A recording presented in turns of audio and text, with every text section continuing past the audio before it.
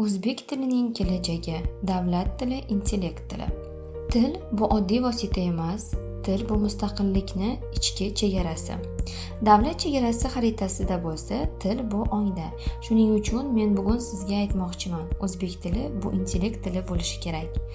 Biz uni faqat gapirishda ishlata olmaymiz. U o'qitish, o'ylash, ixtiro qilish, loyihalash, rasmiy bayon qilish til bo'lishi kerak. Agar til faqat maishiy darajada qolsa, u yashamaydi. Til ilmga, texnologiyaga, diplomatiyaga kirishi kerak. Tilimiz o'ziga ishonch uyg'otish kerak. Chunki xalq o'z tilida fikrlamaguncha o'z ixtirosiga ham ishonmaydi. Finlar o'z tilida fan olib borib, Yevropada ilg'or bo'lishdi.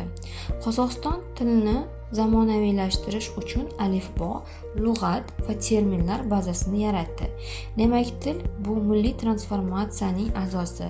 Bizda esa til mavjud, ammo u bilan yuqori darajadagi tafakkur qilish imkoniyati to'liq ochilmagan. Universitet darsliklari ona tilida bo'lishi kerak. AI texnologiyasi o'zbekcha o'qishi va gapirishi kerak.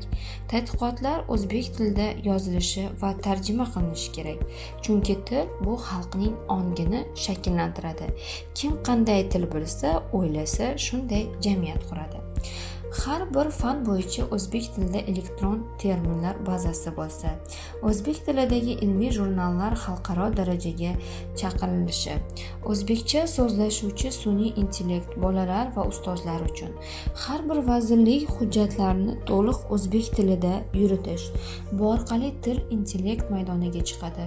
U or-nomus tili emas, taraqqiyot tiliga aylanadi.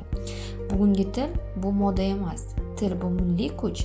Til bu biz qanday fikrlaymiz, qanday gapiramiz va qanday yashaymiz degan savolga javobdir. Men o'zbek tilini intellekt tili sifatida ko'ryapman. Sizchi?